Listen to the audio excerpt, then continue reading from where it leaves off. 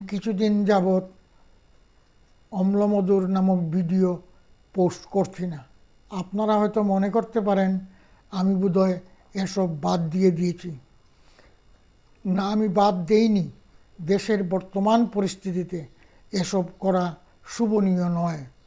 দেশের বর্তমান পরিস্থিতি, ভারত সীমান্তে আমাদের সেনাবাহিনীর জওয়ানরা লড়াই করে যাচ্ছেন। আর্মি, নেভি, এয়ারফোর্স অক্লান্ত পরিশ্রম করে দেশকে রক্ষা করছেন, আমাদের জীবন সম্পত্তি রক্ষা করছেন।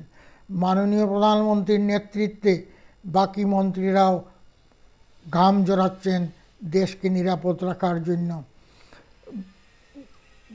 ভারত সীমান্তে যা চলছে তাতে এখন হাসি মজাক করার সময় নয়। যারা ইতিহাসের ছাত্রছাত্রী ছিলেন বা এখনও আছেন তারা জানেন পৃথ্বীরাজ এবং জয়চন্দ্র আপন দুই ভাই ছিলেন, কিন্তু তাদের মধ্যে খুব বিরোধ ছিল। বড় ভাই জয়চন্দ্র পৃথ্বীরাজকে দমন করার জন্য মোহাম্মদ ঘুরিকে আমন্ত্রণ জানালেন। মোহাম্মদ ঘুরি বিশাল সৈন্যবাহিনী নিয়ে এসে পৃথ্বীরাজকে যুদ্ধে পরাজিত নিহত করেন।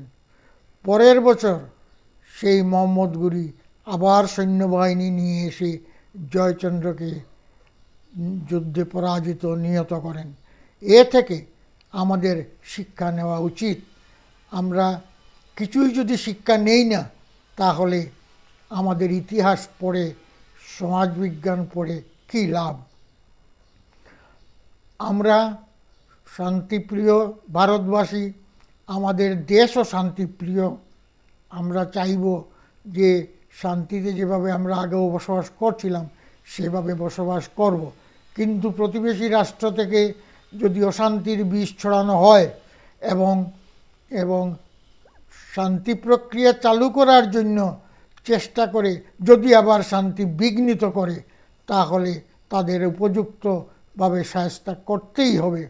এজন্য আমি সবার কাছে বিনীত আহ্বান জানাচ্ছি, মাননীয় প্রধানমন্ত্রীর হাত শক্ত করুন।